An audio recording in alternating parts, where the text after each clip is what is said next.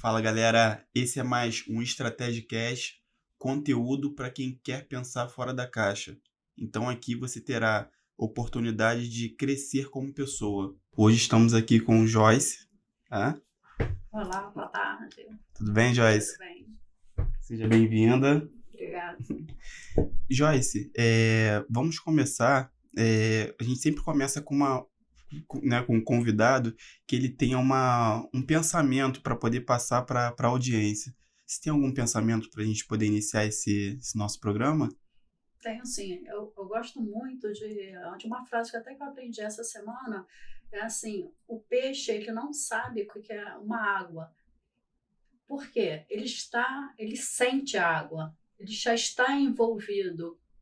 E assim, meu nome é Joyce Hoffling, sou psicanalista, terapeuta, e eu vou atrelar essa metáfora que assim, quando a gente está envolvida no nosso problema, a gente não sabe o que é viver fora do problema, porque a gente está tão envolvido, igual o peixe. O peixe, ele nasceu dentro da água, então ele não sabe o que é, ele não sabe o que é uma correnteza, ele sabe que às vezes tem que, ou ele vai com a correnteza, ou ele vai ter que lutar ali contra, como a gente fala, né, contra a maré, né, para fazer as coisas fluir.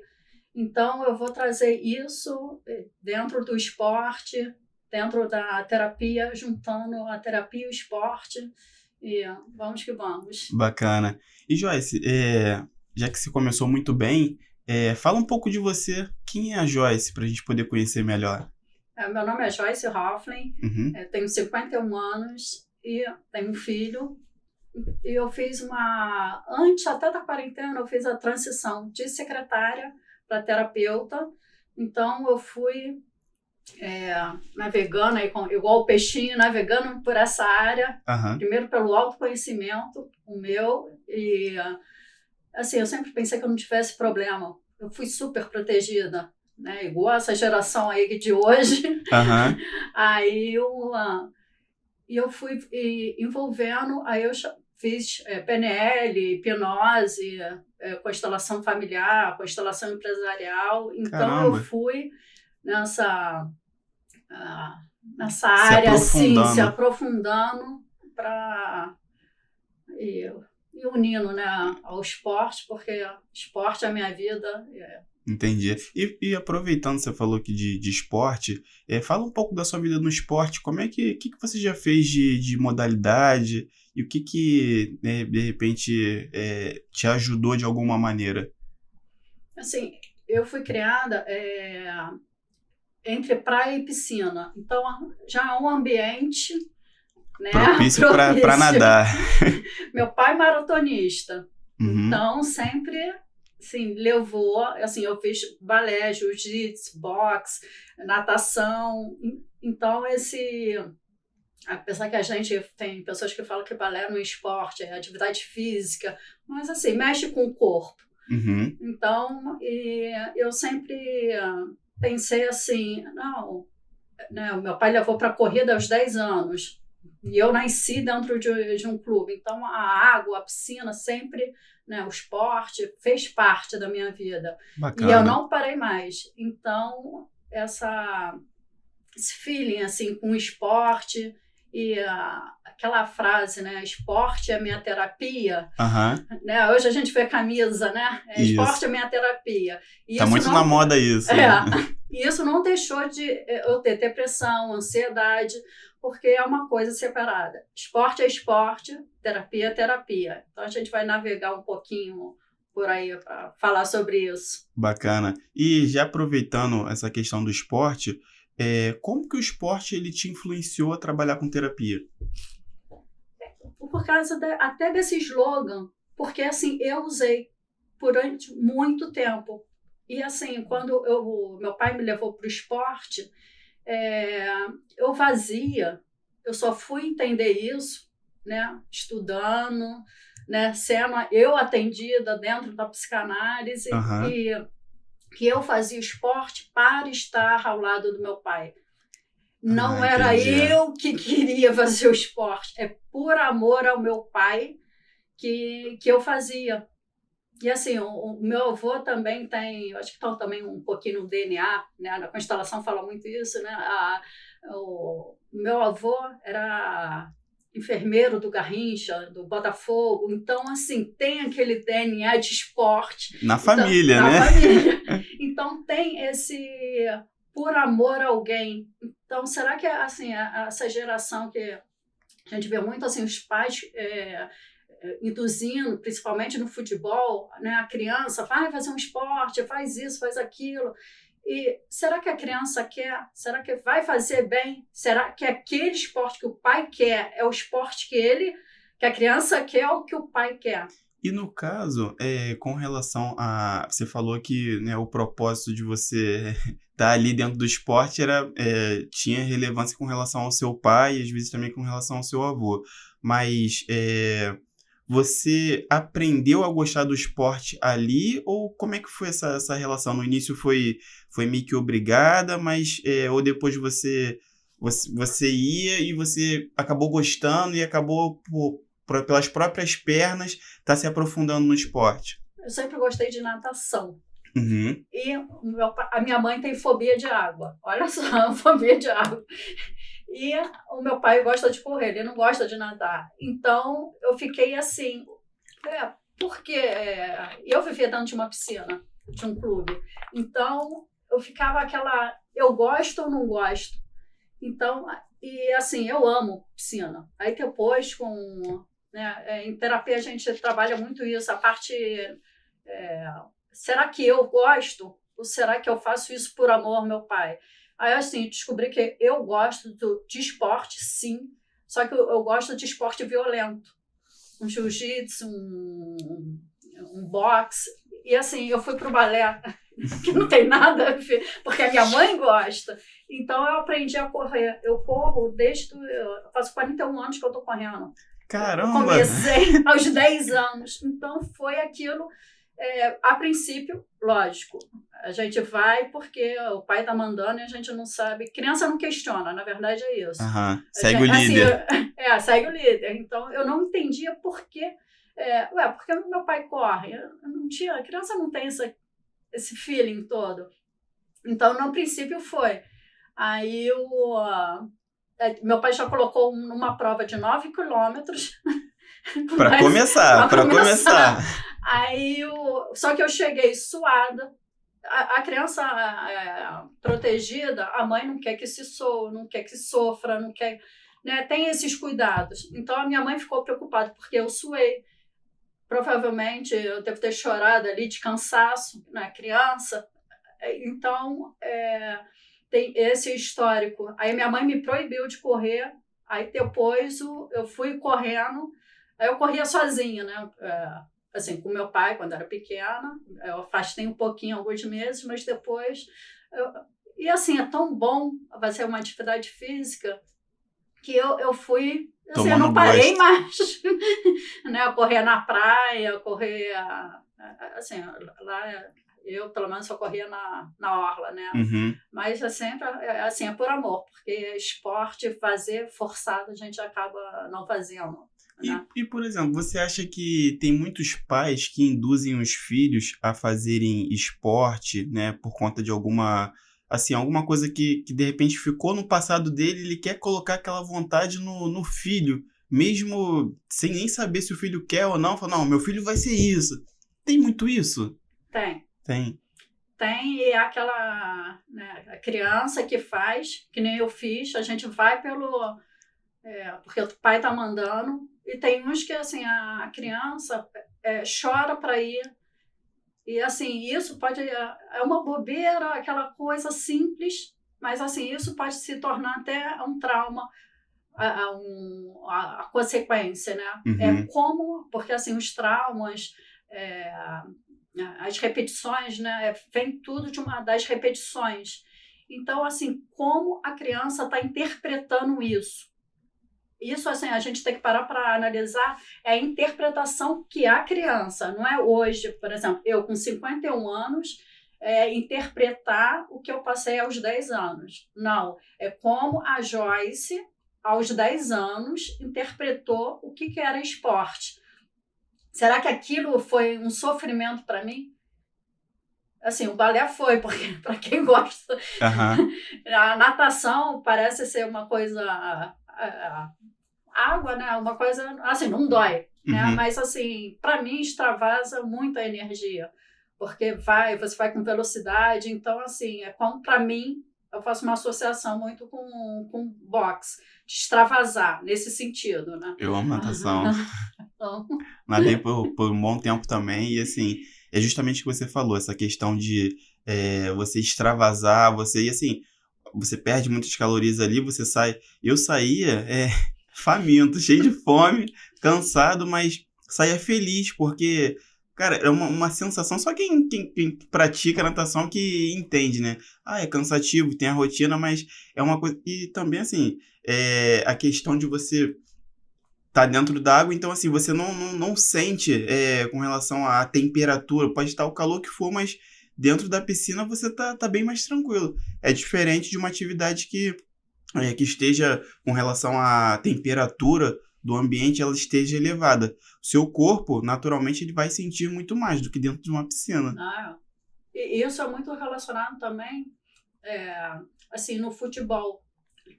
Trazendo a pergunta, o pai queria ser jogador de futebol, aí não foi, aí passa para o filho toda aquela vontade de ser um jogador, né? Põe a criança para ver jogo, aquela coisa toda, aí, e o filho não quer, pode ser que ele até goste, né? E isso também é muito relacionado às profissões. Assim, o pai que é de TI. E meu filho ama TI desde pequenininho. Pode ser que ele não ame, que seja um ótimo programador, que ele saiba fazer os programas, mas aquilo não. É por amor ao meu pai, isso é inconsciente. Assim, Uhum. nem o pai, nem a criança sabe o que está passando. Mas inconsciente, igual aconteceu comigo. Inconscientemente, para estar ao lado do meu pai. E assim, meu pai foi super presente na minha vida.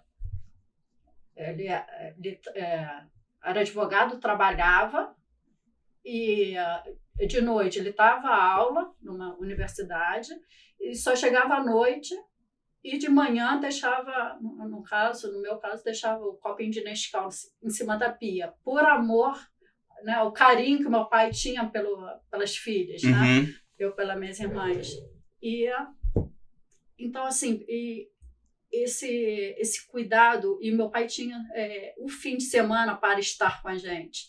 Então, assim, não é porque eu fui super protegida que eu não posso ter trauma, eu não posso ter alguma sequela disso, porque a gente vê o quanto que isso também, a super proteção limita, né? Limita a gente a fazer certas coisas que a gente queira fazer, até para não ofender, né, o pai e a mãe, Então, situações. aproveitando isso que você falou, você acha que acaba sendo um peso, de repente, para a criança, ela ter que suprir uma vontade do pai, da mãe, com relação a alguma vontade, alguma coisa que eles queriam, de repente, ter sido, não conseguiram, né, não, por algum motivo eles não foram, eles colocam essa responsabilidade no filho, então, com isso, acaba gerando um peso maior para essa criança?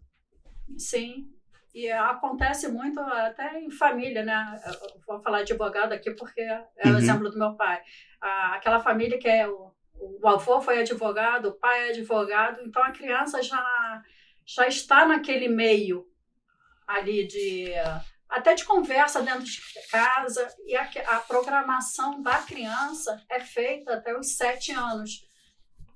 Tem gente que não gosta de usar muito esse termo, né? A criança é programada, né? Mas é o termo que a gente usa. Porque É. todos os nossos traumas, nossas crenças, foi ali em cima dos 7 anos, foi o que ela viveu.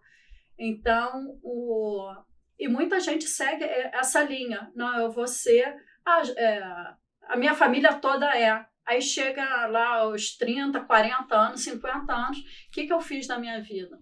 O que eu queria fazer? Você vê, nessa quarentena a gente viu muito, né? Agora eu vou fazer, o mundo parou, agora eu vou fazer o que eu quero. E algumas pessoas, né, mudaram de área radicalmente.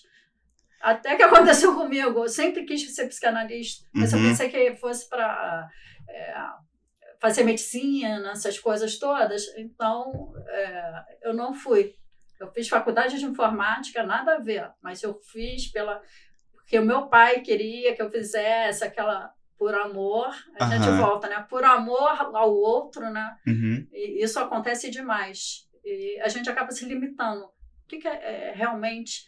E a gente pode ver o suicídio aí, pessoal de 40, 30 anos se infartando. Aí a família fala, nossa, ele tinha tudo, uma família linda, um emprego dos sonhos, que ele queria. Será que ele queria isso? Né? As doenças psicossomáticas que vem ali, aquela enxaqueca que não passa, tá sempre, não passa nunca, né? Aquela dorzinha do estômago. Quanto que a gente não engole sapos, seja na empresa, seja dentro de um jogo, né? Que às vezes a gente está dolorida ali, o técnico vai lá, vamos lá, que não sei o quê, tem que jogar, tem que fazer alguma coisa. Porque assim, enquanto não sai sangue, a pessoa é difícil de acreditar, né? Ah, tá doendo aqui. Ah, mas não tá sangrando. Então, assim, a dor parece muito associada ao sangue, né? Ah, mas não tá sangrando, então não tem nada. Só que o problema é que às vezes quando você vê o sangue, já tá num estágio bem por dentro, já fez um grande estrago. Você falou uma parte muito que eu gosto bastante, que eu também estudo muito essa parte de programação neurolinguística. Sou formado em marketing, mas estudei muito durante algum tempo referente à parte de programação neurolinguística e agora estou estudando neurociência. Justamente o cérebro, né, esses funcionamentos. Então, assim, estou fascinado por essa área e quero cada vez me aprofundar mais. Você falou com relação à programação e para nós é um termo bem comum, né? Até porque PNL significa Programação Neurolinguística. Todos nós recebemos uma programação quando criança. Então, essa programação, às vezes, ela não foi uma programação que a pessoa que nos programou, qual foi a base que essa pessoa tem? Porque quando a gente começa a falar de gerações, hoje em dia a gente está com um problema na sociedade que é o seguinte: nunca tivemos tantas gerações vivendo juntas no mesmo ambiente. Nós temos os baby boomers, que são os nascidos depois da Segunda Guerra Mundial. Aí nós temos a geração X, que são os nascidos mais ou menos no início da década de 60 até o meados da década de 80. Temos a geração Y ou Millennials, que são nascidos nesse período posterior, no meio da final da década de 80 até o final da década de 90. E temos a geração Z, que são os nascidos no final dos anos 90 até 2009, mais ou menos. E agora nós temos a geração Alpha, que são os nascidos de 2010 para cá. Cada geração ela tem uma programação diferente, ela tem uma maneira, uma visão diferente de mundo. Então você vê, às vezes a programação que você recebeu já não é uma programação para aquele mundo que você está vivendo. E quem te programou recebeu uma programação mais para trás ainda. Então, percebe como é que a confusão que isso se torna? Então, às vezes a pessoa que está ali, né? Por que é um programador? Aquela pessoa que a criança tem como referência, de alguma maneira, acaba influenciando aquela criança. O pai, a mãe, os avós, aí você já tem essa questão da afetividade, né? Os avós, aí você tem, de repente, algum tio, um padrinho, uma tia, os professores. Todas essas pessoas, elas vão fazer parte, vão influenciar socialmente essa criança na visão de mundo dela. Só que, do meu ponto de vista, há um contraste grande, porque aí ela começa a vivenciar, ela está ali crescendo com indivíduos da mesma idade que tem, de repente, da mesma idade, mesma geração, mas tem visões de mundo diferentes, porque foram programados por pessoas diferentes. Nosso cérebro, apesar de termos estruturas físicas similares, mas um cérebro ele é diferente do outro. Por quê? As nossas conexões neurais são totalmente diferentes. Podem ser irmãos, podem ter nascido na mesma casa, na mesma, enfim, ter tido a mesma educação, ter tido os mesmos programadores. Porém, a visão de mundo vai ser diferente. Por quê? Vão se assimilar em algumas coisas, porém, as conexões neurais que foram se criando foi diferente, cada um seguiu um caminho. Então, eu acho, no meu ponto de vista, complementando o que você falou, essa questão de programação, às vezes né, a criança teve uma programação, enraizou aquilo dentro dela, e aquelas crenças limitantes, tudo isso, os medos, né, tudo isso enraizou, criou, trouxe para si, então faz parte de mim agora. Aí ficou com essa armadura a vida toda. Então, eu acho que esse período de pandemia, ele foi um período, né, olhando por um lado, né, muito triste na nossa sociedade, mas também foi um período de reprogramação.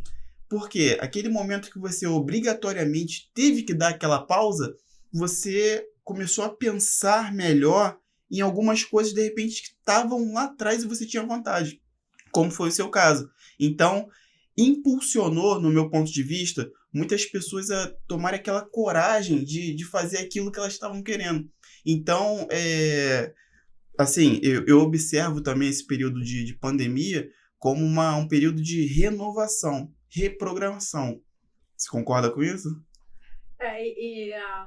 E assim, muitas pessoas, pelo menos as que eu conheci, mora, né, a filha, né, foi voltar para casa da mãe. Uhum. Então, assim, o neto, no caso, tem a mãe, que geralmente trabalha fora. Aí, quem cria a criança é a avó, o avô, ou a tia, ou foi todo mundo morar dentro da mesma casa. E essa influência é da avó, porque passa a maior parte. Aí ela vê né, uma TV, alguma coisa, essa geração de hoje, né, que a gente costuma ouvir, né? Essa geração de hoje, meu neto não vai ser assim. E cria no modelo de mundo dela. Só que assim, o modelo de mundo dela foi lá nos anos 40, 50. Esse mundo já não existe mais. O mundo mais. já não existe mais. E como a criança interpreta. Eu estava atendendo uma pessoa, um rapaz de 25 anos, que foi criado pela avó. E a mãe totalmente, assim, trabalha, coisa e tal. A avó morreu. Então, e essa, né, hoje adolescente, um rapaz, né, 25 anos, como interpretou, ele está até hoje, já tem uns 10 anos que isso aconteceu, quer dizer, antes da pandemia. E ele vive o luto, porque a referência de avó, mãe, entre aspas, né, que ele tem mãe, ocasionou nisso as crenças que a avó colocou nele. E como que era foi a infância da avó. Que a infância da avó que está ligada a a criação dele.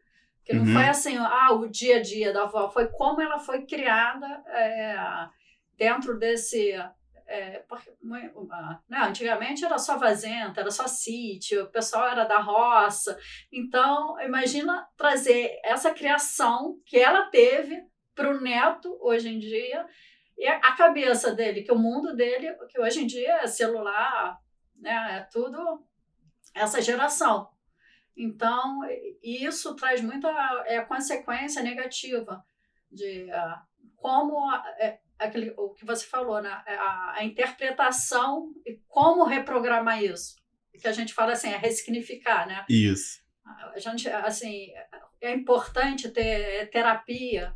E hoje, assim, o que tem de adolescente querendo se matar assim, é um assunto sério. E parece... né? A nossa geração fala, a geração antiga fala assim, isso é palhaçada, no meu tempo não tinha isso. Mas, assim, hoje tem. Hoje, assim, a gente tem que... o adolescente fala, hoje a gente não pode interpretar, no meu tempo era assim. A gente tem que, No meu tempo era uma coisa. Hoje, o que significa? O que o meu filho está falando para mim?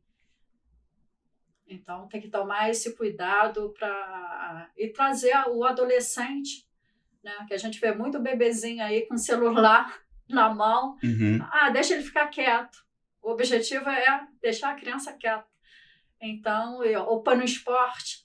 O esporte educa, a escola educa, põe no inglês, põe nisso. Assim, é válido? Mas até que ponto, né? Porque você está programando com a sua visão de mundo. Está programando uma criança, um novo ser, com a visão que você tem de mundo, do que seja bom no seu entendimento.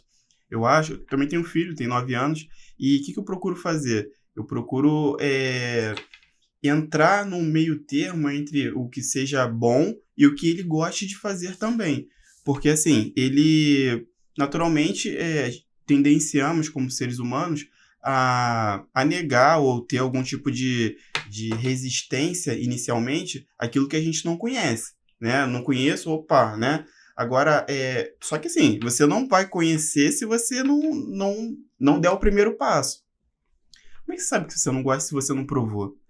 Então, por exemplo, eu já observo meu filho, ele tendo uma predisposição à luta. Por quê?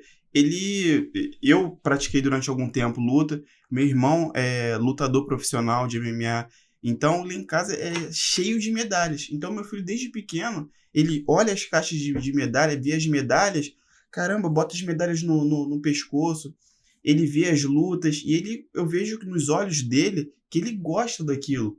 Então, começamos, eu falei, vamos colocar ele para iniciar na luta, mas primeiro por uma questão de disciplina, para poder melhorar essa questão de, não que ele fosse indisciplinado, mas ter mais um canal de disciplina, né, para poder seguirmos na mesma direção. Então, mas também já tendo em vista que ele tinha uma predisposição a gostar de esportes, principalmente lutas. Iniciou no jiu-jitsu com 4 anos, hoje ele tem 9. Então já são 5 anos fazendo jiu-jitsu. A evolução dele foi assim, calcou uma luva. Ele hoje, a gente não precisa falar com ele que tá na hora do treino, ele mesmo já vai, ele mesmo já se empolga, Então, assim, não, foi uma sementinha que a gente plantou, mas vendo essa predisposição, e essa semente, ela germinou no caso dele. Então, isso foi benéfico para ele, mas eu acho que tem que haver um pouco desse tato, né, desse olhar, na verdade, com relação a se o filho ele não está desenvolvendo bem, então vamos ver um outro esporte para ele, vamos ver uma outra atividade, de repente, que ele possa desenvolver melhor. Porque às vezes, todos nós, Joyce, eu imagino que tenhamos habilidades que se sobrepõem a outras pessoas. Não existe, até Michael Jordan, sou fã do Michael Jordan, ele falava a respeito de, você é talentoso e tal. Cara, o talento, tudo bem, todos nós nascemos com algum tipo de talento. Entretanto, se você não treinar o seu talento, não adianta de nada. Uma pessoa que, de repente, tem uma predisposição menor, mas tem uma maior vontade que você, essa pessoa vai chegar mais longe que você. Então, às vezes, assim, eu acho que a grande sacada é a gente entender aonde está a nossa habilidade e canalizar a nossa energia para lá. Porque, às vezes, a criança, ela não gosta de determinado esporte, mas ela pode ser um excelente músico. Ela pode entrar numa música e ela, né, de repente, algum instrumento musical e aquilo dali deslanchar na cabeça dela. A pessoa, não se dá bem na luta, não gosta de corrida, não gosta de nada de esporte. Mas ele tem um ouvido que ele consegue identificar todos os instrumentos musicais. Ele consegue fazer notas com uma facilidade incrível. Então isso deve ser melhor observado. Com relação a essa parte de terapia, como que você acha que a terapia ela pode ajudar no esporte? Assim, tem até um exemplo meu, até para iniciar essa resposta. Quando eu fazia jiu-jitsu, no jiu-jitsu você sabe, a gente leva aquele pé assim no rosto, no ouvido, Uhum. e meu professor falava assim, e tinha eu uma garota que a gente chorava de compulsão. Eles falavam assim, doeu, mas esse choro não é de dor. Esse choro é emocional. Que a gente extravasava ali a dor, né, que a gente levava uma paulada ali no rosto, o pé virado ali, só que a gente ficava, e depois, assim, de tanto ele falar, eu comecei a observar, a dor já foi embora há muito tempo, e eu tô chorando ainda, e eu comecei a observar a garota que também tinha essa mesma demanda que eu tinha, de ficar chorando. Aí, e luta é assim, né? Vai, levanta e leva outro. Então, assim, o que está acontecendo com essa criança? O que estava acontecendo, no meu exemplo, comigo naquela época lá, que eu estava extravasando o meu choro no esporte? Né? E, assim, o jiu-jitsu, eu ia como se fosse, meu treinador falava, Joyce, você vai matar um. Não é força, é técnica. É técnica. Aí e eu ia para cima. Aí ele, calma, é técnica. Ele tinha que ficar falando isso repetidamente. Aí até eu entender, eu acho que até hoje eu não entendi, porque eu sou e quanto que assim, a terapia ajuda, isso também no futebol, na natação, o quanto que a gente está levando as nossas frustrações para o jogo. Até para uma corrida, e assim, a gente pode danificar, ter um machucado ali no pé, numa corrida, se a gente corre com muita raiva, né, aquele peso. Até para nadar, a gente vai nadando com mais velocidade. O que está acontecendo ali? Que esporte não é para a gente extravasar, lógico que a gente extravasa nossas emoções, né? Mas não é para descontar a raiva que a gente está sentindo por alguém dentro do esporte. Então, assim, essa consciência, né? E o que é uma derrota dentro de um jogo? Que tem gente que sempre teve aquela programação negativa. Eu nunca tive nada mesmo, então... E ela não vai fazer nada para ganhar. E pode ter um esporte em equipe, um esporte solo, como a corrida, a natação, que ela vai fazer tudo inconscientemente para não ganhar, né? Assim, entre aspas. Ela vai dar tudo ali, mas não é aquele... É que a gente chama de ganho secundário, né? Assim, tá dando tudo ali naquela prova. Aquela perguntinha, né? Será? Aí, então a terapia faz muito disso. Eu estava atendendo uma cliente, ela corre. Aí tá. Aí começou a fazer terapia comigo. Aí, assim, é que a gente fala, né? Do nada. A gente usa essa palavrinha, né? Do nada. Ela começou a ganhar troféu, medalha de segundo, terceiro lugar, uma coisa que ela nunca tinha ganhado. E sempre, quando a gente acaba a sessão, ela, tô me sentindo mais leve. Nossa, eu tô me sentindo uma pluma. Porque, assim, quando a gente corre, a gente leva, assim, eu tenho que pensar. Então, eu vou correr, eu vou nadar, seja lá qual for o esporte.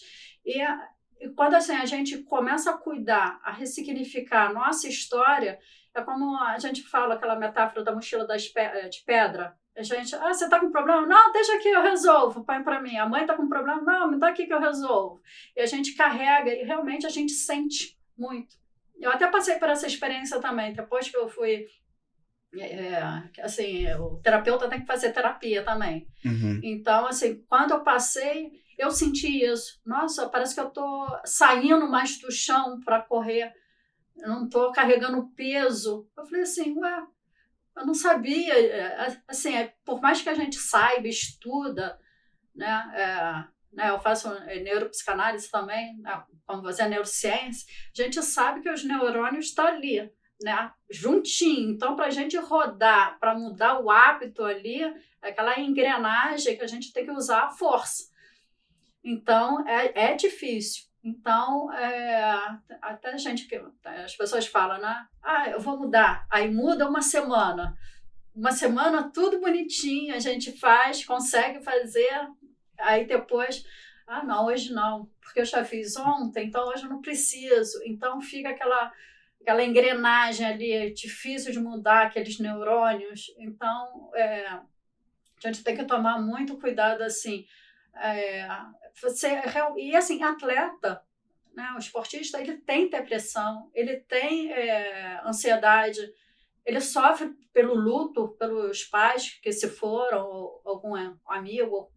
Então, assim, ele sente isso tudo, porque a gente parece que o atleta é anormal, né? Veio de outro mundo.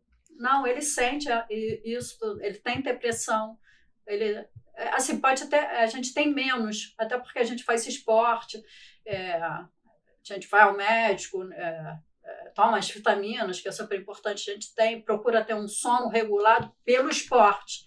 Então, a gente costuma ter menos. Mas, assim, a gente passa por tudo.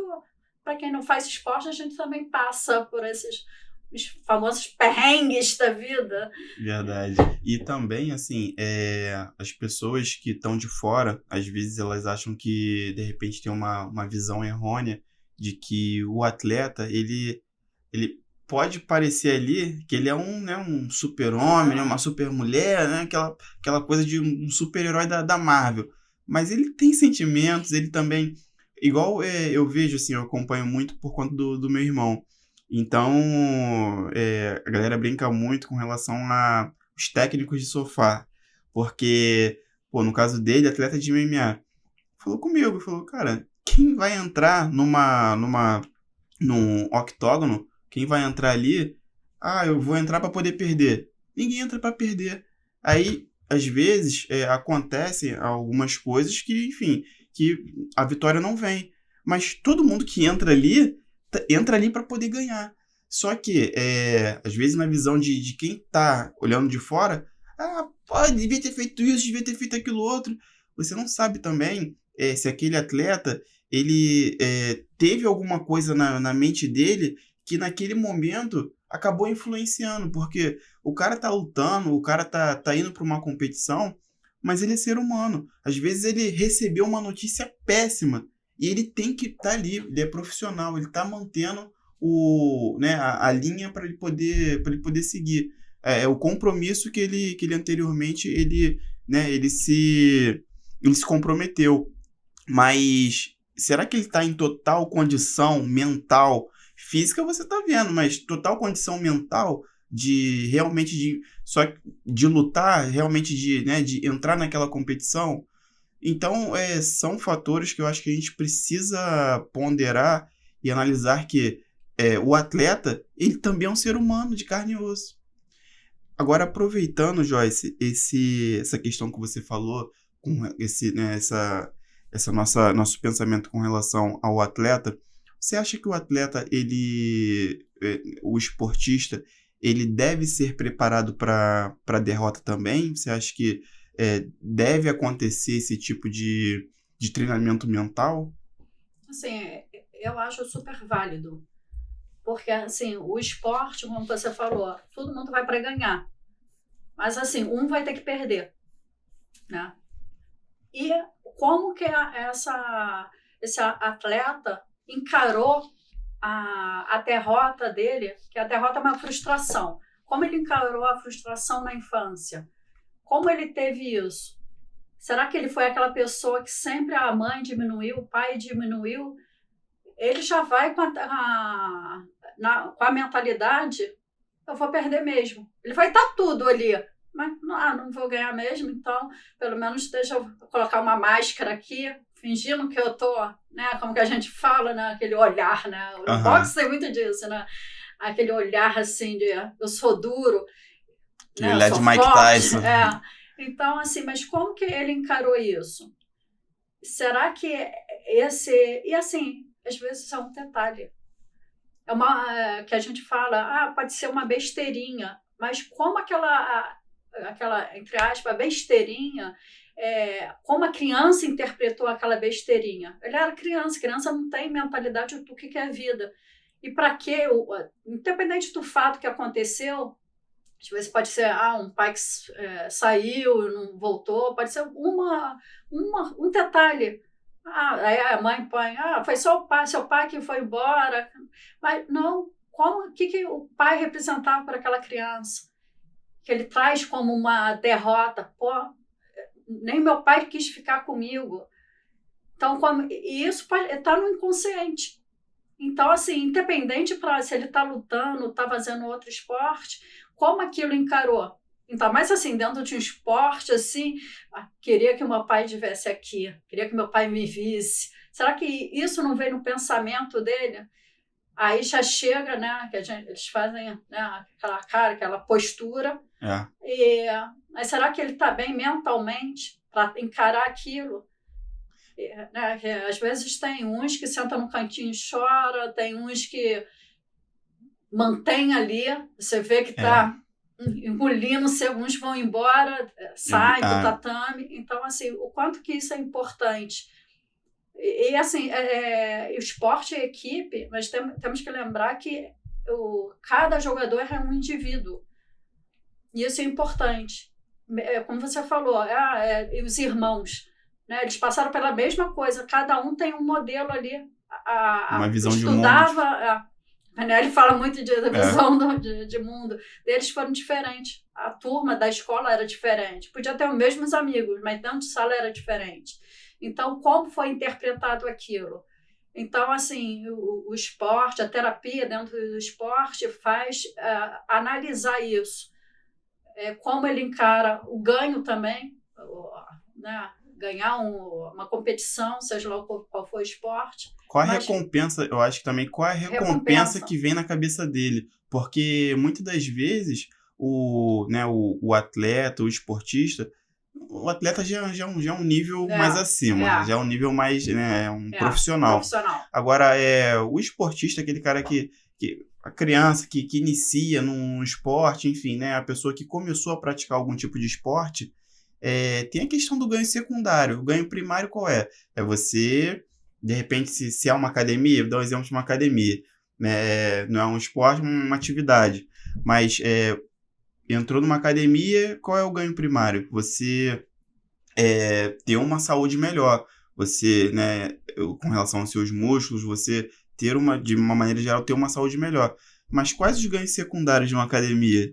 Então, de repente, são esses ganhos secundários que vão, de fato, impulsionar para que ele consiga, porque o ganho primário está visível para todo mundo, mas o ganho secundário está na mente de cada um. Então, às vezes, aquela atividade que ele está fazendo, aquele esporte que ele está fazendo, vai proporcionar com que portas, né, sejam abertas. Então, com relação a essa questão do ganho secundário, a partir do momento que você consegue mentalizar, colocar um propósito naquilo que você está fazendo, eu acho que as coisas começam a fluir. E você falou referente a essa questão do atleta, ele, né, ele chora, ele tem alguns problemas. Você acha que, com relação a essa parte de treinamento, tem como o atleta, o esportista, ele treinar com a cabeça vazia, deixando os problemas em casa e treinar com a cabeça vazia, mesmo aquela pessoa que está lotada de problemas, mas tem como ela cortar aquilo dali e falar, ó, isso daqui vai ficar aqui, agora eu vou naquele objetivo. Você acha que tem como fazer isso?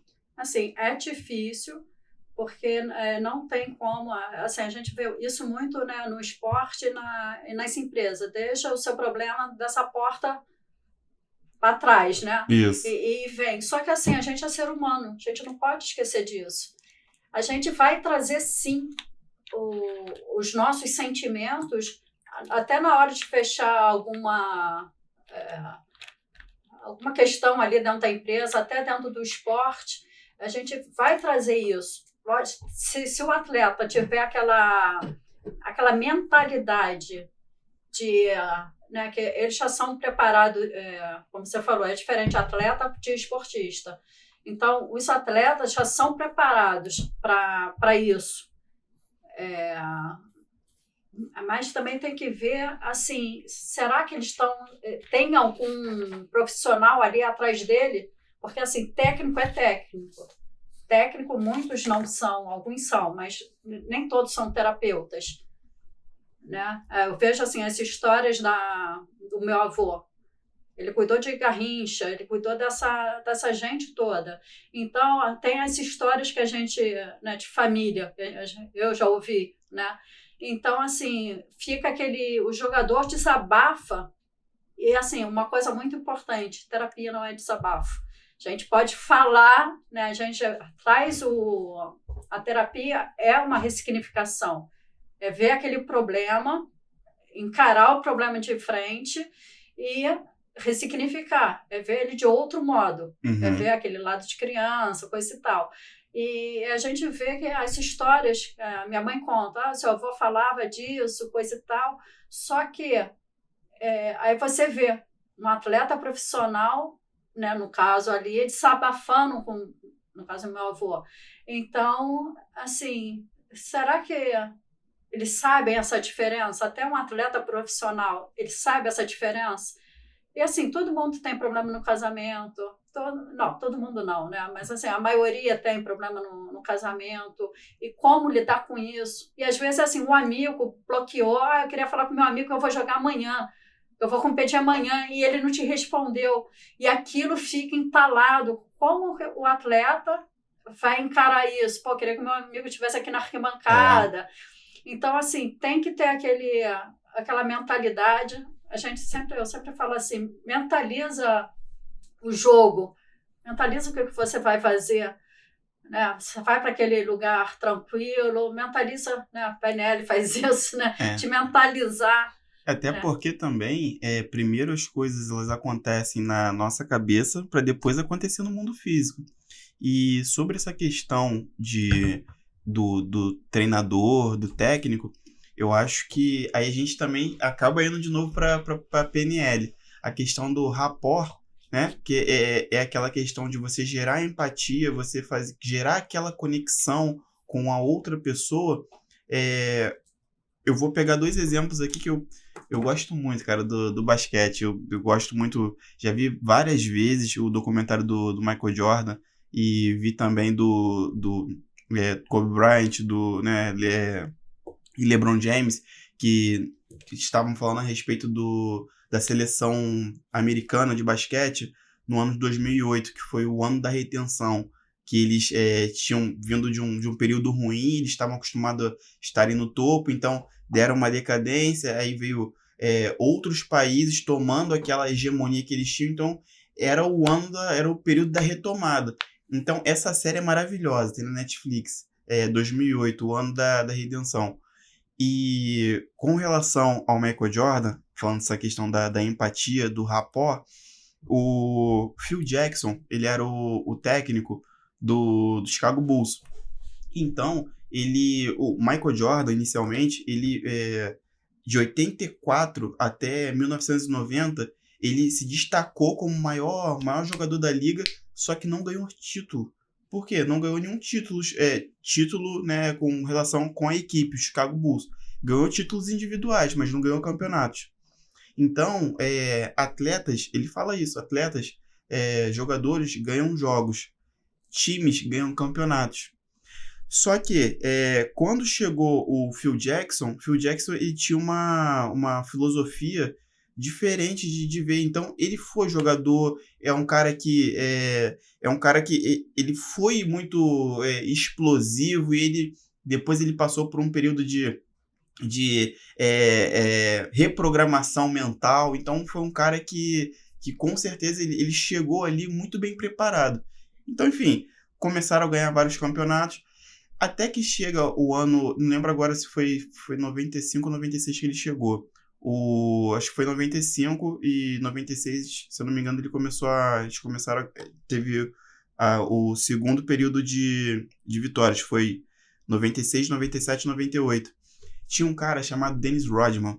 Dennis Rodman era um cara que já tinha batido de frente com o Chicago Bulls, e na época de 89, 90, ele era esqueci qual é o time que ele era, mas ele era eram os bad boys da liga. Eles batiam em todo mundo, eles baixavam uma porrada mesmo. Então, a galera do Chicago Bulls, que era o Michael Jordan, aí tinha o Scott Pippen, tinham outros também, eles não gostavam desse time. Então, depois Só que o Dennis Rodman é aquele cara que tinha o cabelo colorido, já foi namorado da Madonna, fazia várias loucuras. Só que ele era um cara muito talentoso. Muito talentoso. Ele, na parte de rebote, na parte de defesa, o cara era um animal.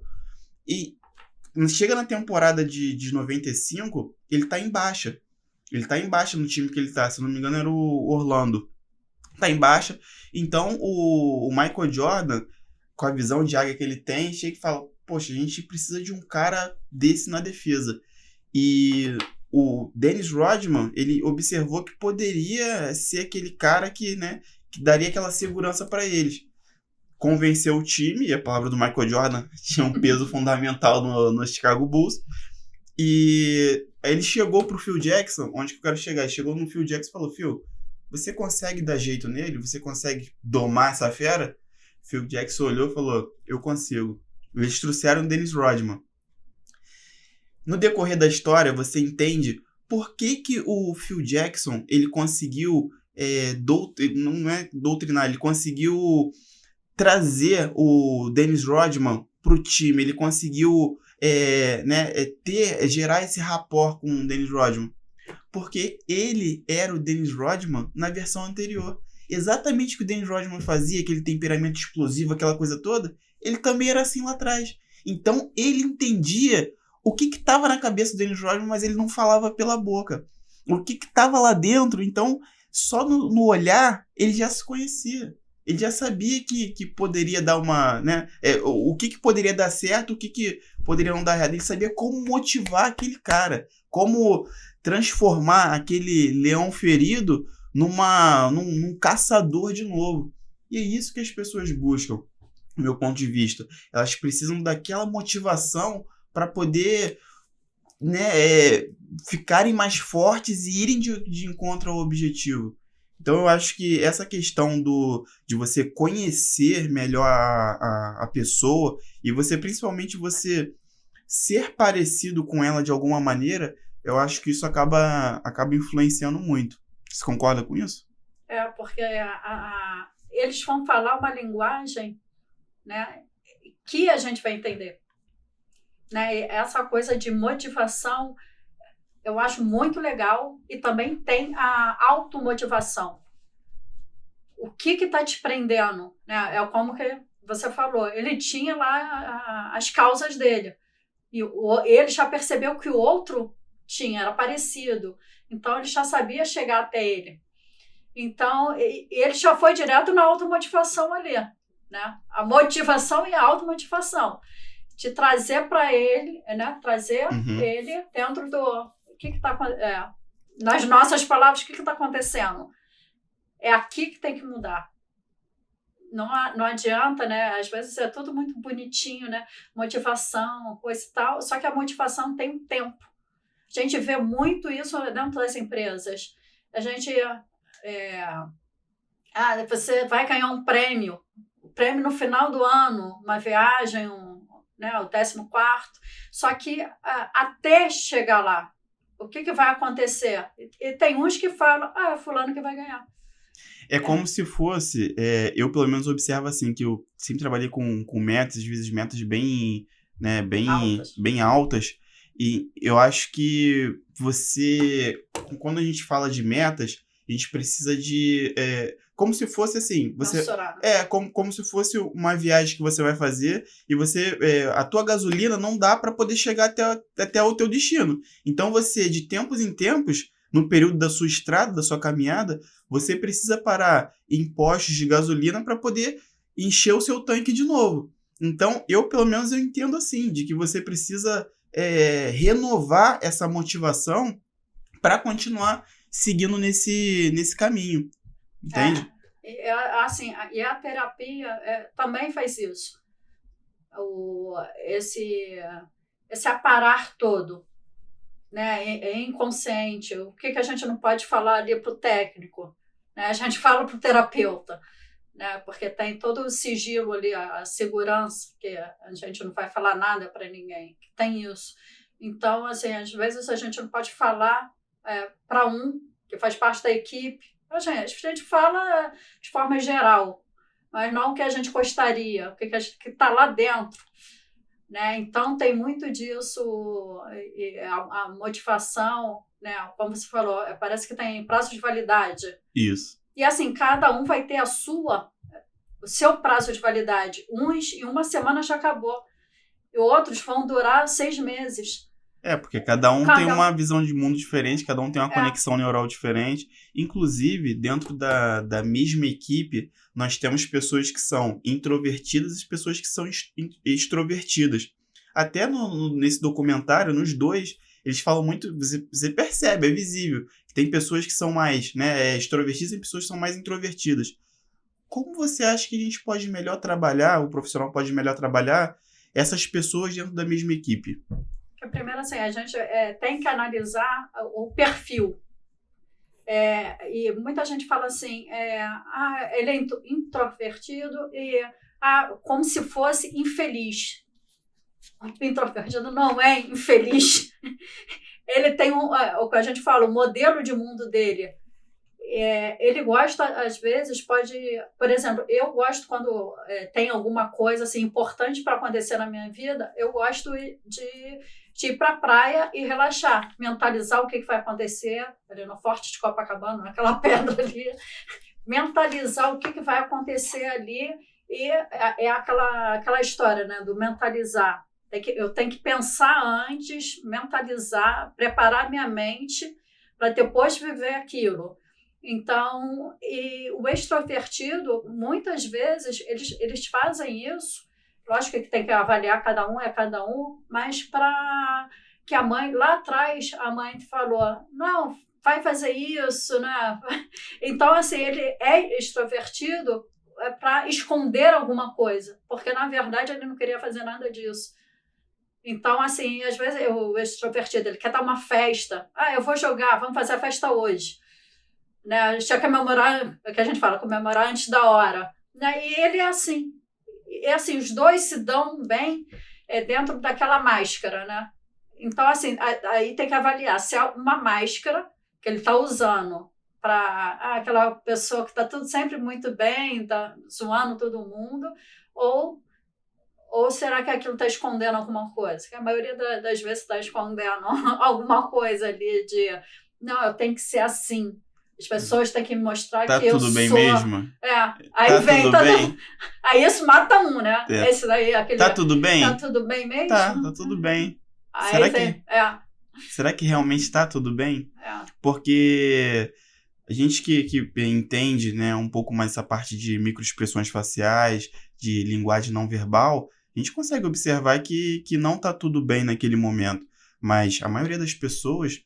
elas não conseguem identificar. Então, assim, quando você chega e... sim, porque às vezes a pessoa, ela tá querendo, num primeiro momento, ela fala que tá tudo bem, primeiro porque é uma resposta automática. Segundo, porque ela, de repente, o que tá importunando ela é uma coisa que, de repente, ela quer sentir uma segurança de que ela pode falar com você. Por quê? Às vezes a pessoa chega e fala, pô, eu vou encher a pessoa com meus problemas, tá? Então ela espera, às vezes o subconsciente dela tá esperando, né? O inconsciente tá esperando aquele feedback, aquele sinal de que ela pode seguir. Só que na maioria das vezes esse sinal não acontece. Tá tudo bem? Tá tudo bem. Então tá. Aí cada um vira para um lado. Agora tá tudo bem. Tá tudo bem. Tem certeza? Não, e pode observar nisso que quando a gente faz essa pergunta, em terapia, a pessoa faz assim, tá, então, mas já sabe aí, que não tá tudo bem. Abaixou o ombro, já fez abaixou o rosto, já fez aquela voz de criança, aí a gente percebe, né, a criança, onde está a criança interior, que a gente tanto fala, que não sei o que, é porque eu sempre vivi assim, aí vai abaixando, a pessoa quase vaza, né? Então, assim, essa questão da linguagem corporal, né? A gente observa muito, né? A linguagem não verbal, né? Aí vai abaixando. O tom de voz, ele vai diminuindo. Os ombros, como você falou, ele vai, né, caindo. a expressão ela vai ficando mais... A voz de criança, a voz mais suave. E até alguns casos, as pessoas buscam alguma coisa para poder, geralmente em terapia, né? Pelo que eu observo, que também frequento terapia, converso e o que eu vejo a respeito, as pessoas, quando elas não estão seguras, geralmente elas buscam também alguma coisa para poder ter aquela segurança. De repente, uma almofada, alguma coisa, É o né? acolhimento, né? Isso, no meu ponto de vista, para poder lembrar aquela posição fetal, que é uma posição que dá segurança, que nós temos programado na nossa memória, que é uma posição que transmite a segurança. Tanto é que quando tá com algum tipo de dor, alguma coisa, geralmente, mesmo adultos, a gente tá deitado na cama e já começa, né, já vira. Por quê? Por que você tá fazendo isso? Não sei, porque eu me sinto melhor nessa posição. Já tá no teu DNA, no teu subconsciente, que essa posição fetal, porque na barriga nós estávamos assim, nessa posição fetal. É a segurança. E a segurança. E com relação a essa parte de mentalização, essa parte de motivação, Joyce, por que acontece da gente, às vezes, alguns livros eles serem tão motivadores, serem tão empolgantes, mas no momento ali, você, caramba, isso aqui serve para mim e tal, mas chega na hora que aquilo ali realmente não acontece. O que você acha que falta nesse trâmite entre ler um livro motivacional e a teoria e a prática? Qual é o que está faltando nessa linha aí para as pessoas poderem, de fato... Porque tem pessoas que leem um livro e agora eu vou... agora eu vou para cima. Aí passa 5 minutos, já volta né, aquele patamar antigo. O que você acha que falta aí nessa linha? Assim, eu leio muito Napoleão Hill. Napoleão Hill. Amo. Aí e tem isso, né? Os livros dele, a gente sai dali, né? Mulher Maravilha, né? Gente, já leu Mais Esperto que o Diabo? Aí e tem por que acontece isso? A motivação vem, mas assim, e algumas vão mudar sim o resultado, e outras não. A maioria não muda o resultado. Por quê? Não mudou o interior dela, no inconsciente. Mudou ali a forma. Não, eu li, então eu tenho que fazer isso. Porque assim, a pessoa sabe onde está o erro, ela sabe onde está a dor. Ela só não quer enxergar, mas ela sabe de onde que vem. Se vem do pai, se vem da mãe. Ou ela não tem coragem de ir até lá, né? E assim, então os livros, assim, eu indico, né, livro, vê esse vídeo no YouTube, né? Eu faço até questões de coaching com o meu cliente, né, os 15 primeiros dias eu faço ali aquela... vamos mexer um pouquinho na ferida, né, nas dores, porque é ali que está tudo. Então, assim, a duração de um livro depende da pessoa e como que a gente falou, o que aconteceu lá atrás, como a criança interpretou a dor dela. A dor é assim, a gente vai falar dor porque a terapia a gente trata da dor, mas também está a felicidade, né? Como ela encara a felicidade. Então, assim, a gente tem que, assim, navegar no inconsciente. E tem gente que fala assim, eu vou fazer terapia e sai da terapia, tô curado. Então, a gente fala, mas a terapia não cura ninguém. Ela transforma, mas curar ninguém não cura. Então, assim, não, Joyce, mas eu já estou bem. Agora eu já sei que esse problema é da minha mãe. Ops, cadê a autorresponsabilidade? Porque também, assim, terapia a gente busca pela autorresponsabilidade. Não é tudo só a mãe, nem tudo só o pai. Não vamos jogar o problema em cima dos outros. Né? A gente vai dar o que é dos outros, né? Assim, a questão. Mas tem essa questão da autorresponsabilidade. Não, vamos, peraí. Mas aí, às vezes, assim, né, a pessoa, quando volta, não vou precisar mais de terapia, não, porque eu estou curado. Aí, quando eu precisar, eu volto. Aí volta pior, porque encarou a realidade, ela viu onde que é a dor, não quis encarar, colocou o que a gente fala, band-aid ali na dor, e depois volta pior. Joyce, eu não sei o que aconteceu. Acho que a minha mãe falou isso, quer dizer, a mãe soltou um gatilho lá de trás, na ferida dela, que ela não quis cuidar, e trouxe, não sei o que aconteceu. É claro, assim, a pessoa sabe, mas tem gente que sabe, mas não percebe que aquilo é a dor. Porque às vezes a dor, a causa, né, é uma coisa tão pequena que nem assim, nem a pessoa acredita. Mas é só isso.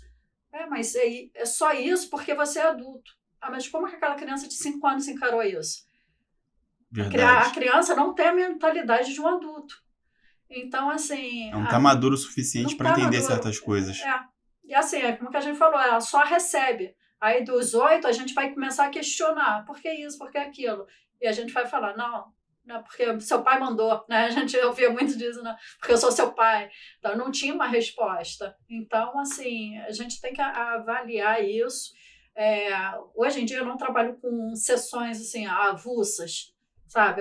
É tratamento, né? Que para a pessoa enxergar onde é dor. Assim, eu sempre pergunto, de 0 a 10, onde que você está nisso? Onde você quer tratar? 5. Ela quer tratar dor? Não.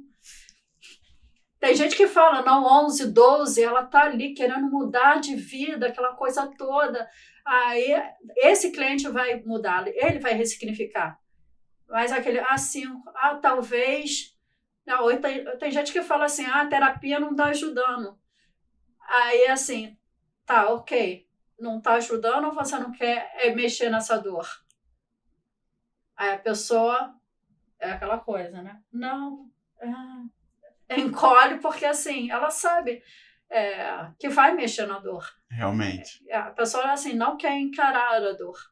Então, assim, a gente tem que tomar muito cuidado. E isso assim, a gente fala assim aqui abertamente, mas assim, com muito zelo, com muito cuidado, que mexer assim com a mente do outro, né, com as dores do outro, é muito, assim, tem que ser muito sutil, muito carinho, para a gente aprofundar. Você quer mexer nisso? Você tem certeza? É uma caixa de É ferramenta, uma né? caixa Que de ferramenta. você. E a partir do momento tem certas coisas que você. A partir do momento que você abra, não tem como você voltar atrás. Então, tem certas coisas que estão ali guardadas, assim, eu acho uma responsabilidade grande, porque a partir do momento que você abre aquela caixa de ferramentas, vão sair algumas coisas dali. Tem certas coisas que você, nem a própria pessoa sabe que está guardada ali dentro. Então, com o trabalho da terapia, faz essa busca. Por que, né, de repente, por que eu não estou conseguindo fazer tal coisa? Então, tem uma ferramenta. Vamos buscar o que tem nessa caixa aí que a gente pode melhor tá aproveitando. Então, qual é a origem dessa que está acontecendo hoje em dia? Vamos buscar nessa caixa. Só que você não sabe o que vai achar. Na verdade, nem caixa de ferramenta, uma caixa de surpresa também, né? Porque você não sabe o que vai sair dali. Joyce, queria te agradecer, tá, por essa nossa entrevista. Foi maravilhoso, eu amo falar sobre esse assunto. E queria que você deixasse suas considerações finais. Você está, inclusive, finalizando um e-book, correto? Eu estou fazendo um e-book sobre depressão. Eu já finalizei. Assim, quem quiser me pedir é só entrar no meu direct. Meu Instagram é Joyce, Joici, é Joyce, HOEFLING, com S de Souza no final, Uhum. Joyce Pode Robles. repetir já para cá. Meu Instagram é @Joyce, JOICI, HOEFLINGS. É o meu nome, é alemão. É Joyce Hoffling, Souza, né? De Souza. Eu só coloquei o Souza ali, porque na família tem outra Joyce Hoffling.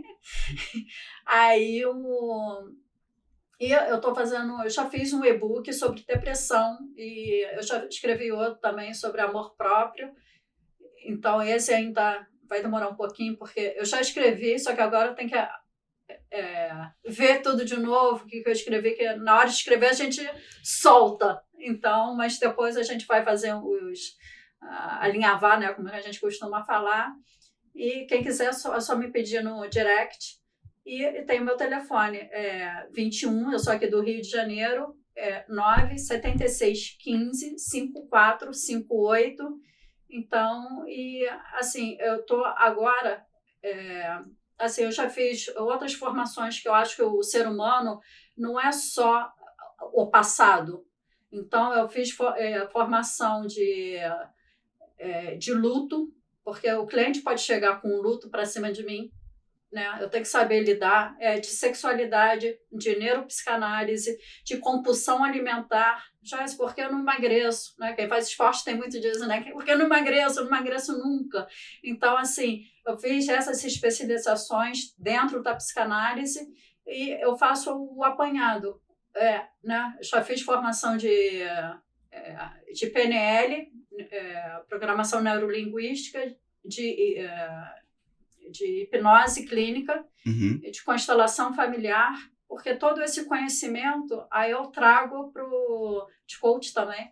A gente não é contra, eu pelo menos não sou contra coach, então eu faço esse aparar todo para poder atender o meu cliente ali com ajudando no desenvolvimento. Entendi. E, inclusive, galera, o assunto da Joyce, vocês podem ver, né, que, assim, que é um assunto bem extenso e não só extenso, mas é um assunto que tem uma profundidade grande e, assim, tem um benefício muito grande para todos nós como seres humanos.